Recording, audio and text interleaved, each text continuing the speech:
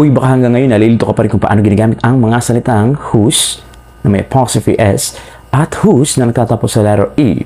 Ang tawag natin dito ay tama. Homophones magkatunog pero hindi magkapareho ng spelling at usage in sentences. Interrogative pronouns, ginagamit sila ang mga panghalip para magtanong. Whose na may apostrophe S, sino ang. Okay? Tandaan nyo, sino ang. Whose na nagtatapos sa letter E, kanino or kaninong. Tandaan natin na ginagamit natin ang whose. Ito ay contraction ng salitang who at salitang is. Who is? Sino ang? Ginagamit natin kapag tinatanong natin kung sino ang taong ating tinutukoy. Who's your father? Sino ang tatay mo? Who is your father? Okay? So, ginagamit natin siya para magtanong kung sino ang tao or ang ating tinutukoy sa pangungusap. Next, gamit naman natin ang whose na may letter E sa dulo para itanong kung kanino ang isang bagay.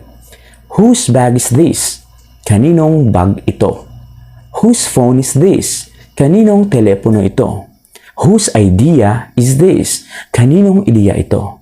Okay? So ngayon, pag nagtatanong tayo, dapat po ay tamang ating gagamitin. Hindi pwedeng, whose phone is this? Na may apostrophe S. Kasi ganito ang pangungusap.